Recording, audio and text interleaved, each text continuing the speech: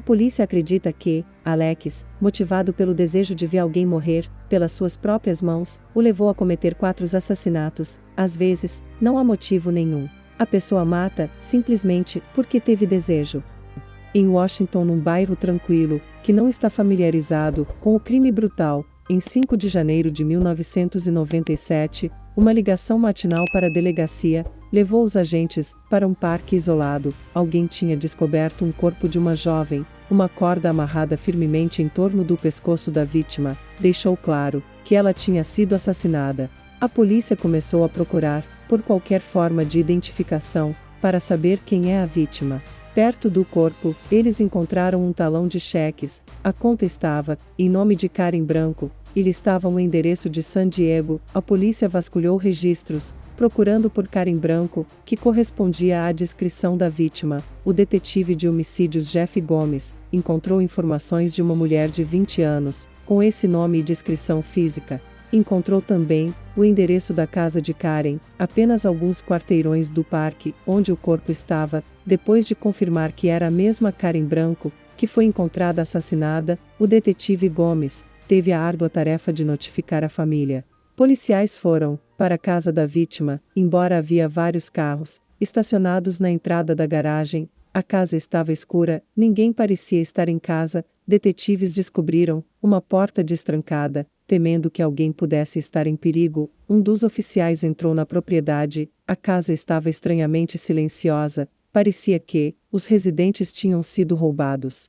Depois de não encontrar ninguém no andar de baixo, um detetive foi para os andares superiores. Quando ele se aproximou de um quarto, ele percebeu manchas de sangue do lado de fora da porta. Quando ele olhou para dentro, ele descobriu o corpo sem vida de uma adolescente. Ela foi violentamente espancada e esfaqueada até a morte.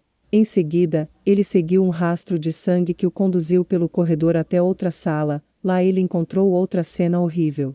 Um casal de meia-idade estava morto, seus crânios foram esmagados, e eles foram esfaqueados repetidamente. As vítimas foram posteriormente identificadas como Janete Branco, de 17 anos, seus pais Regina e Walter White. Eles eram da família da Karen.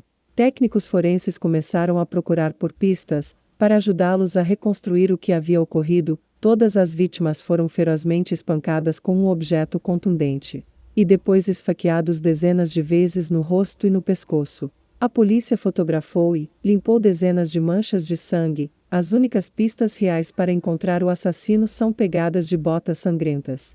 O triplo assassinato na residência parecia ser resultado de um roubo que deu errado, mas isso não explica o assassinato de Karen Branco a apenas alguns quarteirões de distância. A polícia de homicídios estava convencida de que encontrar uma família inteira assassinada em um dia foi mais que uma coincidência.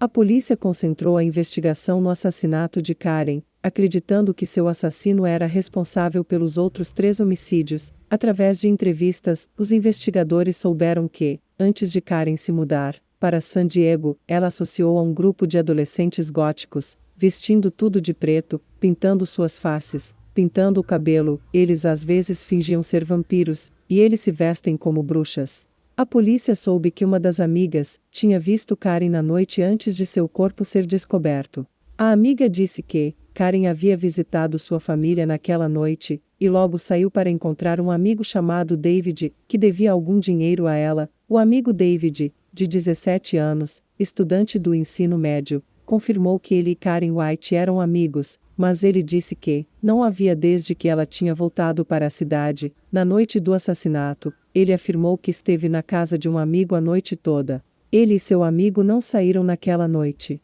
Quando perguntado se ele possuía alguma bota, David disse que tinha um par de botas, e mostrou para o detetive, mas estava claro que o único padrão em suas botas não lembrava as pegadas sangrentas na residência das vítimas.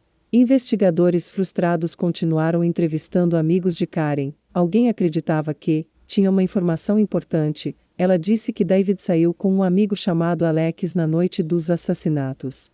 Ela lembrou que Alex tinha algo enfiado dentro da manga do seu sobretudo. Ela pensou que era um porrete. A mulher adormeceu um pouco e não tinha certeza de que horas os dois voltaram para o apartamento. Tendo pego David numa mentira, a polícia voltou-se para seu amigo Alex para informações adicionais. Alex foi cooperativo e até amigável com a polícia.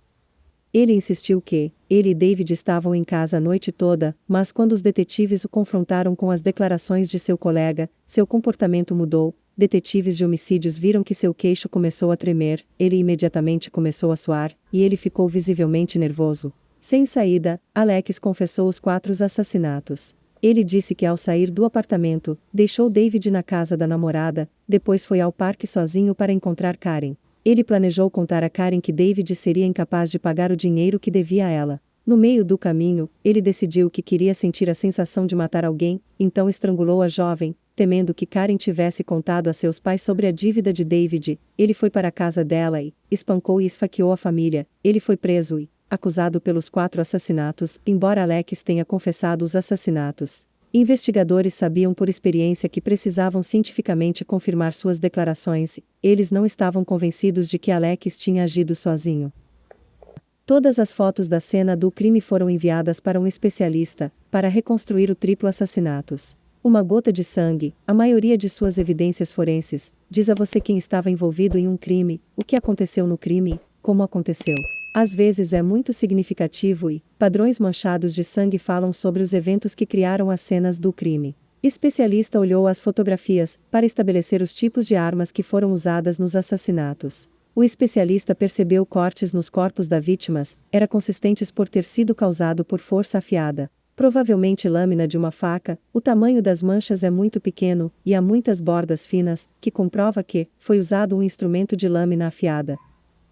O especialista decidiu entender as sequências dos eventos dentro do quarto. Sua primeira pista veio das minúsculas manchas de sangue, encontradas na parte de trás do Walter. Na camisa dele havia pequenas manchas. E aquelas manchas originaram-se de sua esposa, Regina, que sugeria que ela tinha sido a primeira vítima atacada, enquanto o marido dela dormia ao lado dela. O Walter estava de costas para sua esposa, quando ela estava sendo atacada. Nos estágios iniciais do ataque, ela foi agredida com um objeto contundente, porque era muito pequeno, o respingo de sangue na camiseta. Para entender o que aconteceu a seguir, o especialista inseriu no computador as coordenadas de todas as manchas de sangue encontradas. Sangue encontrado ao lado da cama, sugeriu que o marido dela foi atacado com uma faca, enquanto ele tentava se levantar. Um rastro de seu sangue saiu daquele local, ao pé da cama onde seu corpo finalmente parou. Lá estava mais sangue do Walter, encontrado respingado nas paredes, indicando que ele foi atacado por um segundo instrumento contundente. As manchas indicaram que o agressor ficou na frente da cabeça da vítima, enquanto batia nela com um objeto contundente, o que fez com que seu sangue fosse ejetado. A única explicação é que havia um segundo agressor. A evidência de sangue mostrou que Janete, de 17 anos, correu para os pais, mas então foi atacada e arrastada de volta para o quarto dela, onde ela se tornou a última vítima. A análise do especialista foi consistente com a confissão de Alex, com uma grande exceção: ele não tinha agido sozinho. Os investigadores acreditavam que Alex estava protegendo seu amigo David. A polícia obteve um mandado de busca no veículo do David. Eles encontraram um pedaço de corda no banco da frente. Os examinadores forenses concluíram que era o mesmo tipo de corda usada para estrangular Karen. David, de 20 anos de idade, também foi acusado pelos 4 assassinatos. A polícia acredita que David e Alex assassinaram Karen no parque, motivados por curiosidade doentia, e em seguida, eles voltaram seus olhos para a família inteira da vítima. Um desrespeito pela vida. Alex e David foram julgados como adultos, ambos receberam 4 condenações.